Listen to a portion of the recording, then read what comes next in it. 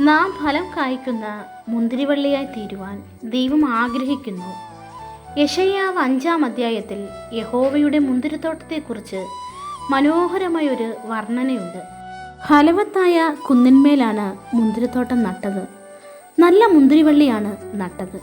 വെള്ളവും വളവും നൽകി വേലി കെട്ടി അത് കാത്തു സൂക്ഷിച്ചു. നല്ല ഫലം കായ്ക്കുമെന്ന് കരുതി കാത്തിരുന്നു. എന്നാൽ കായ്ച്ചത് കാട്ടുമുന്തിരിയായിരുന്നു. 4 തരത്തിലുള്ള അനുഭവങ്ങൾ മുന്തിരിത്തോട്ടത്തിൽ ഉണ്ടാകാറുണ്ട്. ഫലം കായ്ക്കുന്ന അനുഭവം, ഫലം കായ്ക്കാത്ത അനുഭവം, ആകാത്ത ഫലം കായ്ക്കുന്ന അനുഭവം, അധിക ഫലം നൽകുന്ന അനുഭവം. നാം ഇതിൽ ഏത് വിഭാഗത്തിലാണ് എന്ന് പരിശോധിച്ചിട്ടുണ്ടോ?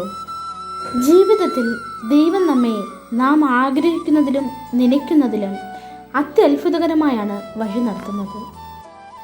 ഏറ്റവും മനോഹരമായ കുന്നിന്മേൽ നമ്മെ നട്ടു. ശത്രുക്കൾ കയറാതിരിക്കാൻ ചുറ്റും വേലി കെട്ടി ദൈവം കാത്തിരുന്നു. എന്തിനു വേണ്ടി?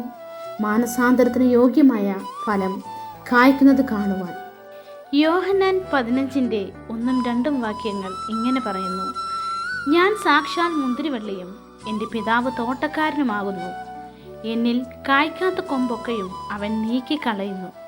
കായ്ക്കുന്നതൊക്കെയും അധിക ഫലം കായ്ക്കേണ്ടതിന് ചെത്തി വെടിപ്പാക്കുന്നു. നാം ചെത്തി വെടിപ്പാക്കലിന് തയ്യാറാവണം. കാരണം യേശുവാകുന്ന മുന്തിരിവള്ളിയിൽ വസിച്ചിട്ടല്ലാതെ നമുക്ക് സ്വന്തമായി ഫലം കായ്ക്കുവാൻ സാധ്യമല്ല. ആകയാൽ നമുക്ക് ദൈവം നട്ട ഈ മുന്തിരിത്തോട്ടത്തെയും വേലിയെയും കാത്തു സൂക്ഷിക്കാം.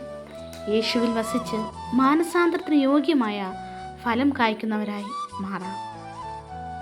ദൈവം നിങ്ങളെ അനുഗ്രഹിക്കട്ടെ.